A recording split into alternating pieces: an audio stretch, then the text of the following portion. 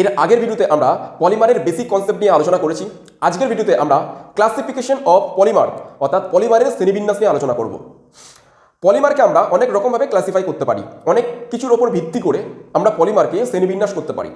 For example, উৎসের ভিত্তিতে আমরা পলিমারকে শ্রেণীবিন্যাস করতে পারি, পলিমারের স্ট্রাকচারের ভিত্তিতে আমরা পলিমারকে শ্রেণীবিন্যাস করতে পারি, তারপর পলিমারাইজেশন পদ্ধতির ওপর ভিত্তি করে আমরা পলিমারকে শ্রেণীবিন্যাস করতে পারি, আন্তরাণবিক আকর্ষণ বল এর ওপর ভিত্তি করে পলিমারকে শ্রেণীবিন্যাস করতে পারি। তো পলিমারকে আমরা অনেক রকম উপায়ে বা অনেক রকমভাবে শ্রেণীবিন্যাস করতে পারি। আজকের ভিডিওতে আমরা পলিমারের শ্রেণীবিন্যাসগুলো ওই স্টেপ বাই স্টেপ আমরা আলোচনা করব। তো দেখো, আমরা প্রথমে যেটা শিখবো সেটা হচ্ছে উৎসের ভিত্তিতে, অর্থাৎ উৎসের ভিত্তিতে আমরা পলিমারকে কত রকমভাবে আমরা ক্লাসিফাই করতে পারি। 3 রকমভাবে। 1 নম্বর হচ্ছে প্রাকৃতিক পলিমার, 2 নম্বর হচ্ছে অর্ধ কৃত্রিম পলিমার, 3 নম্বর হচ্ছে কৃত্রিম পলিমার। আমরা একে একে দেখবো সবকিছু। প্রথমে দেখো প্রাকৃতিক পলিমার, যেটাকে আমরা বলবো ন্যাচারাল পলিমার। প্রাকৃতিক পলিমার আসলে কি? প্রাকৃতিক পলিমারগুলো হচ্ছে সেই জিনিস, মানে সেই সমস্ত পলিমার যে সমস্ত পলিমার প্রকৃতি থেকেই পাওয়া যায়, মানে কোনো কেমিক্যাল ল্যাবে বা কোনো ইন্ডাস্ট্রিতে আমরা প্রিপারেশন করি না, কৃত্রিমভাবে প্রিপারেশন করি না। হ্যাঁ, আমরা উদ্ভিদ এবং প্রাণী এগুলো থেকেই আমরা যে সমস্ত পলিমার পেয়ে থাকি, সেই সমস্ত পলিমারগুলোকে আমরা বলে থাকি প্রাকৃতিক পলিমার। এর এক্সাম্পল কি? ফার্স্ট এক্সাম্পল দেখো, লেখা আছে প্রোটিন। তোমরা সবাই জানো প্রোটিন হচ্ছে অ্যামিনো অ্যাসিড থেকে উদ্ভূত পলিমার। এবার এর অর্থ কি? এর অর্থ হলো এটাই যে প্রোটিনের মোনোমারিক ইউনিট হচ্ছে অ্যামিনো অ্যাসিড। মোনোমারিক ইউনিট বলতে ওই মোনোমারিক ইউনিট তোমরা আগের ভিডিওতে শিখেছো। অ্যামাইনো অ্যাসিড, আমরা অসংখ্য অ্যামাইনো অ্যাসিড নিয়ে নেবো এবং অসংখ্য অ্যামাইনো অ্যাসিড থেকে আমরা কী পাবো? প্রোটিন পাবো। এর এক্সাম্পল হিসাবে, মানে প্রোটিনের এক্সাম্পল হিসাবে তোমরা বলতে পারো উল হচ্ছে প্রোটিনের এক্সাম্পল, তারপর জিলেটিন, তারপর সিল্ক, তারপর হচ্ছে জিলেটিন, অ্যালবুমিন, এগুলো হচ্ছে সবই প্রোটিনের এক্সাম্পল। এর পরবর্তী আমাদের আছে সেলুলোজ মেনলি আমরা কোথা থেকে পাই? উদ্ভিদ থেকে পাই। তো দেখো, সেলুলোজ হচ্ছে বিটা ডি গ্লুকোজ থেকে উদ্ভূত পলিমার। আচ্ছা, এই যে বিটা ডি গ্লুকোজ বা তোমরা যদি বলো আলফা ডি গ্লুকোজ, এগুলো তোমরা শিখবে বা শিখে এসছো এর আগের যে চ্যাপ্টার আছে সেই চ্যাপ্টার থেকে। এর আগের একটা চ্যাপ্টার আছে বায়োমলিকিউলস চ্যাপ্টারে beta D glucose, alpha D glucose এগুলো নিয়ে আলোচনা করা হয়। আচ্ছা, সেলুলোজটা কি বললাম? বিটা ডি গ্লুকোজ থেকে উদ্ভূত পলিমার, মানে বিটা ডি গ্লুকোজ থেকে আমরা সেলুলোজ পেয়ে থাকি। আর স্টার্চটা কি? আলফা ডি গ্লুকোজ থেকে উদ্ভূত পলিমার। আচ্ছা, এর পরবর্তী এক্সাম্পল হচ্ছে নিউক্লিক অ্যাসিড বলতে তোমরা সবাই জানো নিউক্লিক অ্যাসিড আমরা পড়ে থাকি DNA, deoxy ribonucleic acid, RNA ribonucleic acid, এগুলো হচ্ছে সবই নিউক্লিক অ্যাসিডের এক্সাম্পল। এগুলো কিন্তু আমাদের শরীরেই থাকে। তো যাই হোক, নিউক্লিক অ্যাসিড কি? নিউক্লিক অ্যাসিডও প্রাকৃতিক পলিমারের মধ্যে পড়ে থাকে, প্রাকৃতিক পলিমারের এক্সাম্পল। এর মোনোমারিক ইউনিট হচ্ছে নিউক্লিওটাইড। তাহলে এটাকে আমরা বলে থাকবো নিউক্লিওটাইড থেকে উদ্ভূত পলিমার। তাহলে নিউক্লিক অ্যাসিড হচ্ছে নিউক্লিওটাইড থেকে উদ্ভূত পলিমার। এরপরে আমরা চলে যাব সেমি সিনথেটিক পলিমার, যেটাকে আমরা বলবো অর্ধ কৃত্রিম পলিমার। তো দেখো, আমরা যেটা শিখলাম প্রাকৃতিক পলিমারকেই আমরা অর্ধ কৃত্রিম পলিমারে রূপান্তর করব। কিভাবে করব? কারণ প্রকৃতিজাত যে পলিমারগুলো আছে তাদের রাসায়নিক রূপান্তর করব। তাদের রাসায়নিক রূপান্তরের ফলে কি পাওয়া যায়? এই অর্ধ কৃত্রিম পলিমার বা সেমি সিনথেটিক পলিমার পাওয়া যায়। হ্যাঁ, মানে প্রাকৃতিক পলিমার বা প্রকৃতিজাত যে পলিমারগুলো আছে তাদেরকে আমরা কেমিক্যালি চেঞ্জ করে দেবো। কেমিক্যাল কম্পোজিশনকে আমরা পরিবর্তন যদি করে দিই তাহলে আমরা কি পাবো? অর্ধ কৃত্রিম পলিমার বা সেমি সিনথেটিক পলিমার। যেমন ধরো এখানে এক্সাম্পল আছে কি ছিল? সেলুলোজকে আমরা পরিবর্তন করে আমরা করে থাকি সেলুলোজ অ্যাসিডেট হতে পারে, আর হতে পারে তোমার সেলুলোজ নাইট্রেট। এগুলো দেখো, সেলুলোজ কিন্তু শুধু সেলুলোজ নেই, মানে সেলুলোজ প্রাকৃতিক পলিমার ছিল, সেলুলোজকে চেঞ্জ করা হয়েছে এবং চেঞ্জ করে কি করেছে? Cellulose অ্যাসিডেট, cellulose nitrate. সেই জন্য এগুলোকে আমরা বলবো অর্ধ কৃত্রিম পলিমার। এরপর হচ্ছে কৃত্রিম পলিমার। এগুলো রসায়নগারে মানে শিল্পে কৃত্রিমভাবে তৈরি করা হয়ে থাকে। সেই জন্য এগুলোকে কি বলা হয়? কৃত্রিম পলিমার বা সিনথেটিক পলিমার। সিনথেটিক পলিমারের এক্সাম্পল তোমরা যদি দেখো সেটা হচ্ছে পিভিসি, যেটাকে আমরা বলবো পলিভিনাইল ক্লোরাইড, আর হতে পারে পলিস্টাইরিন, আর হতে পারে পলিইথিলিন। এগুলো হচ্ছে সবই কৃত্রিম বা সিনথেটিক পলিমার। তাহলে আমরা উৎসের ভিত্তিতে 3 প্রকার পলিমারের শ্রেণীবিন্যাস দেখলাম। এরপর আমরা দেখব গঠনাকৃতির ভিত্তিতে বা স্ট্রাকচারের ভিত্তিতে আমরা পলিমারকে কিভাবে শ্রেণীবিন্যাস করব। 3 ভাগে ভাগ করা যায়। একটা হচ্ছে রৈখিক পলিমার, 2 নম্বর হচ্ছে শাখাযুক্ত পলিমার বা ব্রাঞ্চড পলিমার, আর এটাকে বলা হয় জালক পলিমার বা নেটওয়ার্ক পলিমার। এক্সাম্পল দিলে তোমরা বুঝতে পারবে। যেমন ধরো এখানে লেখা আছে রৈখিক পলিমারটাকে আমরা বলে থাকি লিনিয়ার পলিমার। আচ্ছা, রৈখিক পলিমারের যদি এক্সাম্পল দেখো তাহলে এটা হচ্ছে হাই ডেন্সিটি পলিইথিলিন, আর আর যদি শাখাযুক্ত পলিমারের এক্সাম্পল দেখো তাহলে এটা হবে লো ডেন্সিটি পলিইথিলিন। আচ্ছা, হাই ডেন্সিটি পলিইথিলিন আর লো ডেন্সিটি পলিইথিলিনের মধ্যে পার্থক্যটাকে বোঝো, তাহলে বুঝতে পারবে। হাই ডেন্সিটি পলিইথিলিন হচ্ছে সেইগুলোই যে ইথিলিনগুলো, আচ্ছা এগুলো বলতে পলিইথিলিন, এই যে লেখা আছে না পলিইথিলিন, এর মানে হচ্ছে তোমার প্লাস্টিক, আমরা যে প্লাস্টিকগুলো ইউজ করে থাকি। এবার লো ডেন্সিটি পলিইথিলিন বলতে পাতলা প্লাস্টিক, হ্যাঁ, যে প্লাস্টিকগুলো নর্মালি আমরা ইউজ করে থাকি, ফর এক্সাম্পল কোনো একটা কুইজ বোতল বা নর্মালি খুব পাতলা পাতলা যে প্লাস্টিকের ব্যাগগুলো হয়, সেই প্লাস্টিকের ব্যাগগুলোকে আমরা বলে থাকি লো ডেন্সিটি পলিইথিলিন, পাতলা প্লাস্টিকের ব্যাগ। আর ওটাই যখন মোটা হয়ে যাবে, যেমন ধরো জলের যে পাইপগুলো হয়, সেই পাইপগুলো দেখবে অনেক মোটা, তো ওই পাইপগুলো মোটা মানে কি, ওগুলো হচ্ছে হাই ডেন্সিটি পলিইথিলিন, ওগুলো প্লাস্টিক, ওটা হচ্ছে হাই ডেন্সিটি পলিইথিলিন। এবার হাই ডেন্সিটি পলিইথিলিন মানে রৈখিক পলিমারের এক্সাম্পল হাই ডেন্সিটি পলিইথিলিন কেন সেটা দেখো। রৈখিক পলিমার হচ্ছে সেই পলিমারগুলো রৈখিকভাবে যুক্ত মনোমার অণু থেকে প্রাপ্ত দীর্ঘ শৃঙ্খল বিশিষ্ট পলিমার। মানে আমি যদি ছবি আঁকি, ছবিটা হবে এইরকম, এরা রৈখিকভাবে যুক্ত হয়েছে এবং রৈখিকভাবে যুক্ত হয়ে পলিমার গঠন করেছে। এবার দেখি বুঝতে পারছো এর ঘনত্ব বেশি হবে। এটা বোঝার জন্য তোমরা আগে এটা দেখো, মানে ওই শাখাযুক্ত পলিমারকে দেখো। আমি যদি রৈখিক পলিমার এখানে একটা আঁকি, এবার রৈখিক পলিমারের চারিদিকে মানে এখান থেকে যদি শাখা বেরোতে থাকে, এখান থেকে যদি ছোট্ট ছোট্ট শাখা বেরোতে থাকে, তাহলে এটাকে আমরা বলবো শাখাযুক্ত পলিমার। এবার যখনই এই রৈখিক পলিমারের সঙ্গে শাখা সৃষ্টি হবে, এর ঘনত্ব কিন্তু কমে যাবে। কেন ঘনত্ব কমবে? কারণ এই একটা রৈখিকের সঙ্গে যদি আর একটা রৈখিক ধরো যুক্ত হলো, তাহলে সেক্ষেত্রে অনেক ঘনভাবে যুক্ত হতে পারছে, মানে ঘনত্ব অনেক বেড়ে যাচ্ছে, আর ঘনত্ব বেড়ে যাচ্ছে, আর এক্ষেত্রে ঘনত্ব কমে যাচ্ছে, কারণ এটার সঙ্গে যখন আবার একটা যুক্ত হবে, এর ঘনত্ব কমে যায়। তাহলে এটা হচ্ছে বেশি ঘন হবে না, তাই এর ঘনত্ব কম। তাই এটার এক্সাম্পল হচ্ছে লো ডেন্সিটি পলিইথিলিন। এটার ঘনত্ব কম বলে, এটার ঘনত্ব কম, গলনাঙ্ক কম, ভারবহন ক্ষমতা সব কিছুই কম, এর এক্সাম্পল কি লো ডেন্সিটি পলিইথিলিন। আর এক্ষেত্রে এটা রৈখিকভাবে যুক্ত হয়, এক্ষেত্রে কোনো শাখা থাকে না, এরা ঘনভাবে যুক্ত হতে পারে, সেই জন্য এর এক্সাম্পল হচ্ছে হাই ডেন্সিটি পলিইথিলিন। এবার ওদিকে যেমন লেখা আছে রৈখিক পলিমারের তুলনায়, মানে এটার তুলনায় এর ঘনত্ব, গলনাঙ্ক, ভারবহন ক্ষমতা কম। এক্ষেত্রে যদি লেখো, এক্ষেত্রে তোমরা লিখতে পারবে যে ঘনত্ব, গলনাঙ্ক, ভারবহন ক্ষমতা এগুলো বেশি, ভারবহন ক্ষমতা এগুলো হচ্ছে তোমার বেশি। আচ্ছা, এরপরে আমরা দেখব জালক পলিমার বা নেটওয়ার্ক পলিমার। তো দেখো জালক পলিমার বা নেটওয়ার্ক পলিমার অ্যাকচুয়ালি কি, আমরা এতক্ষণ ধরে যেটা বললাম ওই শাখাযুক্ত মানে এটা, আর শাখাবিহীন মানে এটা, ওই শাখাযুক্ত বা শাখাবিহীন মানে শাখাযুক্ত বা শাখাবিহীন দুটো থেকেই এই জালক পলিমার তৈরি হতে পারে। কীভাবে তৈরি হবে ওই ছবি এঁকে দেখাচ্ছি।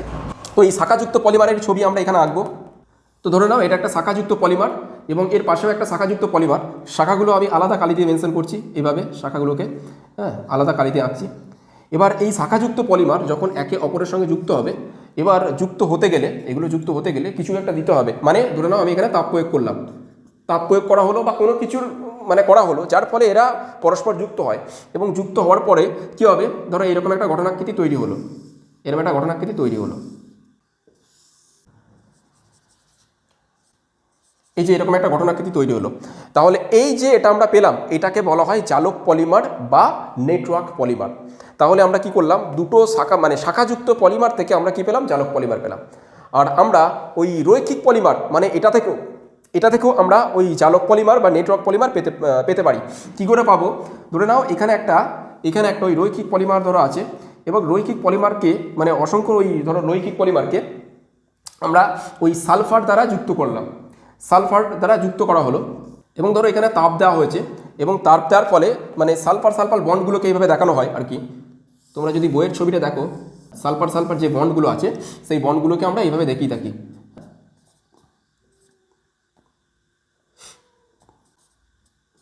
ঠিক আছে, তাহলে অসংখ্য তোমার ওই রৈখিক পলিমার বা লিনিয়ার পলিমার যুক্ত হয়ে যেটা গঠন করলো, সেটাকে আমরা কি বলে থাকবো, জালক পলিমার। তো জালক পলিমারের যে এক্সাম্পলগুলো হতে পারে, সেই এক্সাম্পলগুলো আমি এখানে লিখছি। এক্সাম্পল হতে পারে ফিনল ফর্মালডিহাইড রেজিন, আর তোমার এক্সাম্পল হতে পারে ইপক্সি রেজিন। এগুলো হচ্ছে আমাদের জালক পলিমারের এক্সাম্পল। আচ্ছা, high density polyethylene, low density polyethylene এগুলো আমাদের আবার পরে আলোচনা হবে। আচ্ছা, এটা আপাতত তোমরা স্ক্রিনশট নিতে পারো। এরপরে আমরা দেখব পলিমারাইজেশন পদ্ধতির উপর ভিত্তি করে পলিমারকে আমরা দুই ভাগে ভাগ করে থাকি। মানে পলিমার হচ্ছে তোমার দুই প্রকার, একটা হচ্ছে শৃঙ্খল বা জুতো পলিমার, একটা হচ্ছে শৃঙ্খল বা জুতো পলিমার, আর একটা হচ্ছে সংঘনন পলিমার। আচ্ছা, এই যে শৃঙ্খল বা জুতো পলিমার, শৃঙ্খল পলিমারাইজেশন, জুতো পলিমারাইজেশন এর পরবর্তী ভিডিওতে ডিটেলস আলোচনা করব। এর সাথে সাথে সংঘনন পলিমারাইজেশন, পলিমারাইজেশন হচ্ছে পদ্ধতিটার নাম, যে পদ্ধতির মাধ্যমে তোমার এই সংঘনন পলিমার উৎপন্ন হয় সেই পদ্ধতিটাকে বলা হয় সংঘনন পলিমারাইজেশন। এগুলো আমরা এর পরবর্তী ভিডিওতে ডিটেলসে আলোচনা করব। আজকের ভিডিওতে শুধুমাত্র আমরা হালকা করে জানবো, ঠিক আছে, অল্প জানবো এবং তারপর আমরা এগিয়ে যাব। শৃঙ্খল পলিমার বা জুতো পলিমার কোনগুলো? দেখো, শৃঙ্খল পলিমারাইজেশন পদ্ধতির মাধ্যমে যে পলিমার গঠন হবে, যে পলিমার উৎপন্ন হবে, সেগুলোকে আমরা বলবো শৃঙ্খল বা জুতো পলিমার। তো এক্ষেত্রে কি হয়, আমরা এর আগের ভিডিওতে শিখেছি মনোমার অণুগুলো যুক্ত হয়ে পলিমার গঠন করবে। এক্ষেত্রে কি হয়, যে মনোমার যে অণুগুলো আছে সেগুলো সরাসরি যুক্ত হয়ে যায়, ঠিক আছে, মনোমার অণুগুলো সরাসরি যুক্ত হয়ে এই ধরনের পলিমার মানে জুতো পলিমার গঠন করে। আচ্ছা, কিভাবে আইডেন্টিফাই করব? আইডেন্টিফাই আমরা এইভাবে করব যে সি ডবল বন্ড সি যদি থাকে অথবা সি ট্রিপল বন্ড সি যদি থাকে কোনো মানে মনোমারিক ইউনিটের মধ্যে, তাহলে দেখা যায় বেশিরভাগ ক্ষেত্রে এই সি ডবল বন্ড সি বা সি ট্রিপল বন্ড সি গ্রুপযুক্ত মনোমারিক ইউনিটগুলো তোমার এই শৃঙ্খল বা জুতো পলিমার গঠন করে। কারণ এরাই তোমার ওই শৃঙ্খল পলিমারাইজেশন বিক্রিয়ায় অংশগ্রহণ করে। শৃঙ্খল পলিমারাইজেশন বিক্রিয়ায় অংশগ্রহণ করে মানে এরা শৃঙ্খল বা জুতো পলিমার উৎপন্ন করে। আচ্ছা, এরপরে চলে যাবো আমরা সংঘনন পলিমার। তো সংঘনন পলিমার কোনগুলো? সংঘনন পলিমারগুলো হচ্ছে সেই পলিমার, ধরো কোনো একটা মনোমার ইউনিট নেওয়া হয়েছে, সেই মনোমার ইউনিটের মধ্যে দুই বা ততোধিক বা দুইয়ের বেশি তোমার কার্যকারী গ্রুপ আছে। তা দুই বা ততোধিক যদি কার্যকারী গ্রুপ থাকে, তাহলে সেই সমস্ত পলিমার সেই সমস্ত মনোমার অণুগুলো কি হবে, ওই সংঘনন পলিমারাইজেশন দেখাবে এবং এর ফলে যে পলিমার গঠন করবে সেগুলোকে বলা হয় সংঘনন পলিমারাইজেশন। এই সংঘনন পলিমারাইজেশন প্রক্রিয়ায় সেগুলোকে বলা হয় সংঘনন পলিমার। সংঘনন পলিমারাইজেশন না, পলিমারাইজেশন তো পদ্ধতিটার নাম, এটা আমরা পড়ছি কি সংঘনন পলিমার পড়ছি। যাই হোক, সংঘনন পলিমারাইজেশন যখন পড়বো, ঠিক আছে, তখন তোমরা দেখতে পাবে সংঘনন পলিমারাইজেশন প্রক্রিয়ায় ছোট ছোট মানে অণু বেরিয়ে যায়, যেমন H2O NH3 এগুলো বেরিয়ে যায়। তাহলে আমরা এই শৃঙ্খল বা জুতো পলিমারের এক্সাম্পল কি আছে?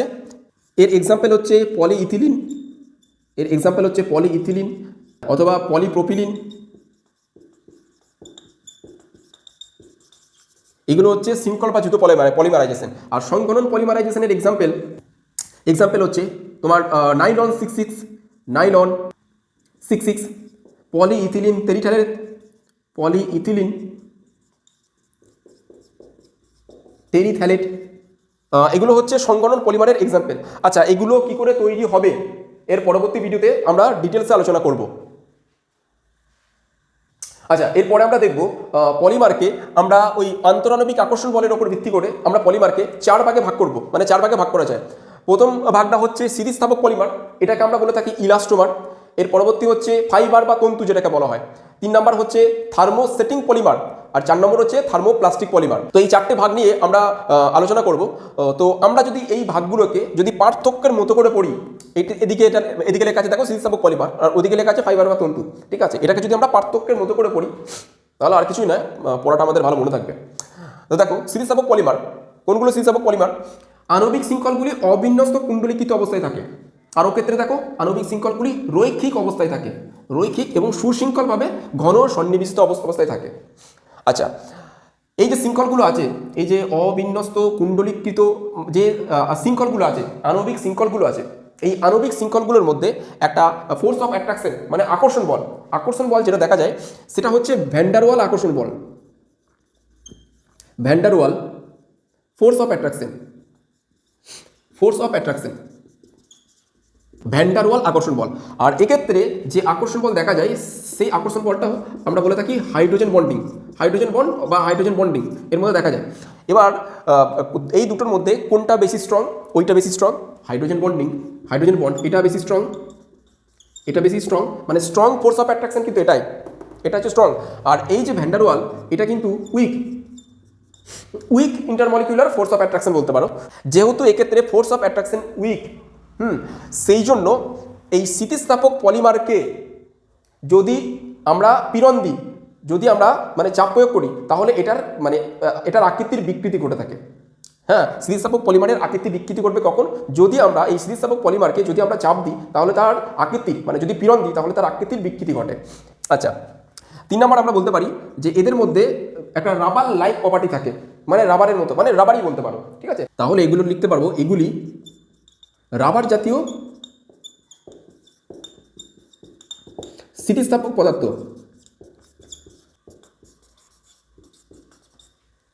আর এগুলো হচ্ছে কেলাসাকার পদার্থ, এগুলো হচ্ছে কেলাসাকার। হ্যাঁ, এবার এদের এক্সাম্পল, স্থিতিস্থাপক পলিমার বা তন্তু বা ফাইবারের এক্সাম্পল কিন্তু ভালো করে আমাদের মুখস্থ রাখতে হবে। এর এক্সাম্পলগুলো লাগবে, যেমন হচ্ছে তোমার বিউনা এস, বিউনা এস, বিউনা এন, বিউনা এন, আচ্ছা বিউনা এস, বিউনা এন, এগুলো এগুলো কি, এগুলো সম্পর্কেও তোমাদের এর পরবর্তী ভিডিওগুলোতে আলোচনা করা হবে এবং এগুলো সম্পর্কে ডিটেলস আলোচনা করা হবে। আর এক্সাম্পল হতে পারে প্রাকৃতিক রাবার, প্রাকৃতিক রাবার, এগুলো হচ্ছে স্থিতিস্থাপক পলিমার বা ইলাস্টোমারের এক্সাম্পল। আর যদি তোমরা তন্তু বা ফাইবারের এক্সাম্পল দেখো, তাহলে এর এক্সাম্পল হবে, এর এক্সাম্পল হবে তোমার ওই তুলো, রেশম, পশম, নাইলন ইত্যাদি। এগুলো হচ্ছে ওই তন্তু বা ফাইবারের এক্সাম্পল। এরপরে আমরা দেখব থার্মোপ্লাস্টিক পলিমার আর থার্মোসেটিং পলিমার। এগুলো তোমরা ক্লাস 10 অলরেডি পড়ে এসছো, মানে অল্প স্বল্প পড়ে এসছো, এগুলো আর নতুন কিছু না। হ্যাঁ, তো থার্মোপ্লাস্টিক পলিমার কোনগুলো, যে পলিমারগুলোকে আমরা শেপ চেঞ্জ করতে পারবো। কি করে তার আকৃতি পরিবর্তন করব? প্রথমে হিট দেওয়া হয়, তারপর আবার ঠান্ডা করা হতে, মানে ঠান্ডা করা যায়, তারপর আবার হিট সাপ্লাই করলাম বা হিট দিলাম। তো এগুলো বারবার হিট দিলাম, ঠিক আছে, নরম করলাম, ঠিক আছে, তারপর আবার এখানে হিট দিলাম, তাহলেও এদের ধর্মের কোনো পরিবর্তন হয় না। এক্ষেত্রে ব্যাপারটা আলাদা। এক্ষেত্রে কি হয়, তাপ প্রয়োগ করে নরম করলে, একবার আকৃতি প্রদান করলে, আমি যদি মনে করি পুনরায় এটাকে তাপ প্রয়োগ করে নমনীয় করব, সেটা আর হবে না। তো এর অর্থ কি? এর অর্থ হচ্ছে এটাই, এই থার্মোপ্লাস্টিক পলিমারকে পুনঃ প্রক্রিয়াকরণযোগ্য নয়, মানে পুনরায় আর তৈরি করা যাবে না।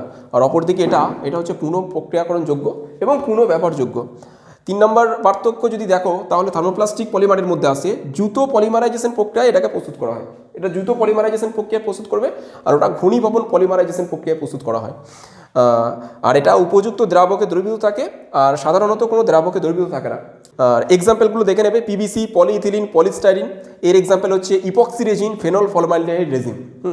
এগুলো পার্থক্যের মতো করে দেওয়া আছে, মুখস্থ করে নেবে, মুখস্থ করলেই হয়ে যাবে।